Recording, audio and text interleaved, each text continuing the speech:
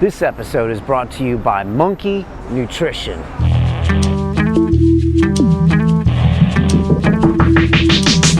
What's been your evolution of veganism? When did you start? Was it something you had heard about in your teens? And then like... yeah. And in the last 6 months, 12 months, where has it kind of gone? Because you're known. You've been talking about it with me for the last year. Well, I did a video for PETA recently. Oh, yeah, with them. You did, okay. Because PETA India has been tweeting you out and things like They've that. been doing, the American one actually tweeted me yesterday as well. But it's just, it's given me a purpose. When did it click for you? Can you remember the moment when you were just like, I'm thinking about this, and then the moment when you did it?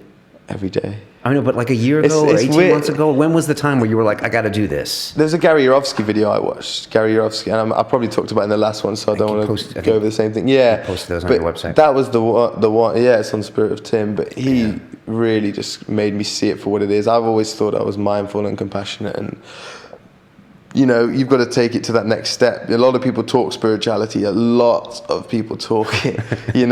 And for me, spirituality isn't anything to do with talking. It's nothing. It's all about actions. Right. What are your actions? Right. Are they mindful? Are you making decisions day to day, being considerate of other people? Right. Do you hold the door open? I'm sure anyone that claims spirituality will hold the door open if someone's coming, right? So that's an action of your mindful behavior, because someone's coming. You want to make it convenient for them. You don't want to seem rude. Not that's why you should do it, because you don't want to seem rude. It's because it helps them out. But are you willing to let go of the convenience of your food briefly? Because vegan food's easy once you get into it after a month, basically. But are you willing to give up a bit of convenience for actually being mindful and making a decision based on spiritual beliefs? Right. I think the real spirituality comes from the decisions you make when no one's looking. Yeah.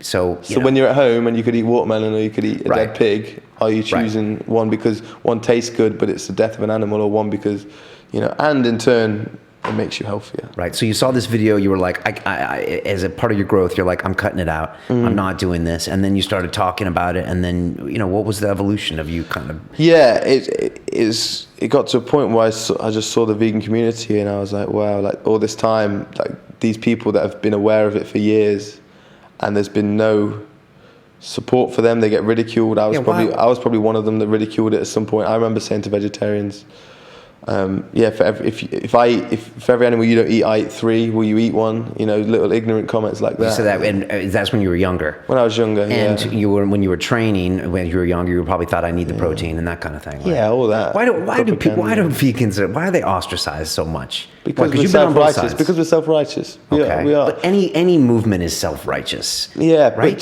But it's tough because vegans generally 99% are less impact on the planet. If the planet could choose to get rid of like certain people, it wouldn't be vegan. I know that's, again, you're allowing my self-righteousness to come out. Right. But you know what I mean? We do less impact. There's so many dumb arguments we hear, and I've never found one that, other than survival, there's no valid argument for a Westerner in the world we live with, an abundance of fruit and vegetables on every street corner, to ever pay someone to kill an animal on our behalf that we wouldn't want to kill in the first place when we don't need to. Whatever, there's vegans with every single blood type that are living healthily. People have the blood type argument. People say, but aren't plants living as well? Alan Watts put it really well, saying, cows scream louder than carrots. That's why he was vegetarian, because you can only really gauge things on the human level. If I see a cow and I look it in the eyes, slitting its throat is a horrible thing to me, or cutting a mango off a tree there's nothing inside me that feels bad about that at this stage. So it might be dying, but you're making a relative judgment. You're making a relative judgment, and on top of that, the amount of, because people say, don't you care about plants, they're living too. How many plants have been fed to the animal to make that live so that you can have a piece of meat? That's a good point. So if you just have the plants, then you save so many plants that are grown, the crops that are grown for that. And then it's the water. The Ice Bucket Challenge that went out recently? Yes. Yeah, so people want to be self-righteous about something. Matt Damon took his water out of the toilet. That's great. Right. Okay, that's good. So people are saying, but there's droughts and that, and you're wasting. It's 4 liters of fucking water. You got some hate for your Ice Bucket Challenge. it's not even the hate. It's the hate I saw in other people. Okay. People being, if you care about water, don't eat a burger, because that's like 2 months worth of showers in one burger that you're saving from one. It's like there's a documentary come out. The carbon footprint as the well. Carbon footprint, but there's a documentary called Cowspiracy that came out, and it's all to do with these kind of facts. And on there's a website in America where it gives you all these ideas you can do to save water. If you care about the environment, you don't flush. There's a good phrase New Yorker told me the other day: if it's yellow, let it mellow. If it's brown, flush it down. So now when I piss, I don't flush the toilet only after number 2, right? So there's little things like that, how you can save water at home, and it saved like 60 gallons or 60 litres, 60 gallons in a day if you do these things. Now, if you don't eat one burger, that saves 600. And yet it didn't mention this on the website at all about just going vegetarian. If you really care about the planet, environmentally, don't eat meat, you know, because of how much water it takes to grow the crops and to grow the animal for its whole life, however many years it lives for, and then kill it, and then transportation and everything. So when you see the ice bucket water hate, you think you really should be thinking about... I'm thinking if you actually care, go a bit deeper. But it's great because people are at least starting to think they care. They're starting to think they care. But people just want to be self-righteous about something, and they want to be opposed. People are so hipster these days that ice bucket challenge celebrities are doing that. That must be lame. You know, people want to hate on. They don't judge it from their own eye. I see stuff celebrities do, and some stuff is cool and some stuff is lame. Whoever they are, whatever, it could be Rihanna, Cara Delevingne, or whatever, anyone, and I won't judge it on who they are. I'll judge it on the action. But people go, oh, they're doing it. It must be lame. Oh, they must be. Oh, yeah. They're wasting water. Let's all jump on that bandwagon. And it's like, come on now. Okay. And the flip side of that is quote unquote slacktivism, where people are like, they'll dump their bucket on with water over their head, or they won't actually maybe go learn about ALS or go give time in your community to help someone or, you know, really do something somewhat community based or spiritual. It's just like, or hit a like button. Slacktivism is the word, isn't it? I like that one. Or hit a like button if you support this. Yeah, that gets to me. People that think this spiritual, but just on Instagram they can repost pictures, and it's like, okay, and then you know, but they're coming around, because as soon as people are starting to become conscious of consciousness itself or conscious of spirituality, it's only a matter of time. Like, you know, they have the knowledge, they're learning the knowledge, and then the wisdom is in the application. So it is a step in the right direction. It's a great. People are at least asking the question,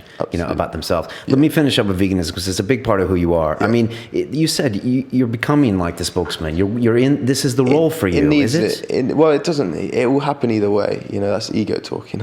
I could just disappear, and veganism will still become relevant in the next 20, 30 years.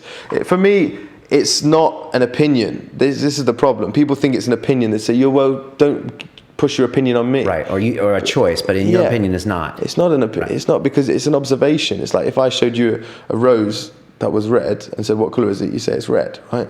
Veganism, I've tried it. I know hundreds of thousands of people that have tried it as well, and they feel better, and animals aren't dying. That's not an opinion that it's better for the planet. You know, it's a fact that it's better for the planet. If we actually care about doing something for climate change, or we don't want animals to die. Everyone's against animal cruelty. You can knock on every door here, say, are you against animal cruelty? Yeah. Everyone's going to say yes. They'll say yes. So they'll hit the like button. They'll hit the like button. So then, are you aware that you don't need to eat meat to live healthily? Yeah, I'm aware. So why do you do it?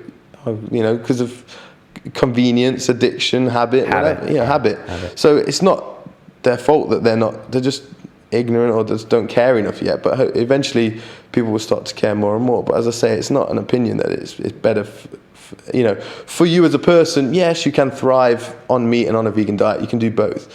But it's not just about us now. You know, I heard a really good quote the other day. So the difference between someone that finds veganism easy and someone that finds veganism hard is the person that finds it easy is thinking about the victim. The person that finds it hard is thinking about themselves. Right. You know what I mean? Yeah. So for me, that's it. When you think about the victim and you're staring at your plate and it's got, I love every plate I eat these days, you know, but all the cooked rice, fruits and vegetables on it, you know, that's great. You know, you're helping animals out, and they deserve to live here. I don't know, we could go.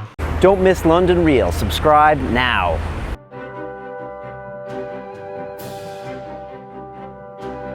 This week on London Real, we have movement artist Ido Portal. So people think it's about handstands and, you know, jumping on the rings and doing flips or whatever, when actually our work is way, way beyond that. It's a completely different and a huge paradigm shift in the way that you think about your practice and your movement and your body. We all have a body and we all move. We have no choice. The only question is how well are you doing it? And most people just don't have the user manual for their own machinery. Changing your dogma takes guts. I don't believe in planning. I believe in reacting. I'm not a messiah. I'm a thinker. I'm a teacher. I'm a mover. I'm being Ido. I'm just trying to handle myself in that way and be genuine. On Sunday, London Real presents Ido Portal. Just move. Walk beside me. Don't walk behind me.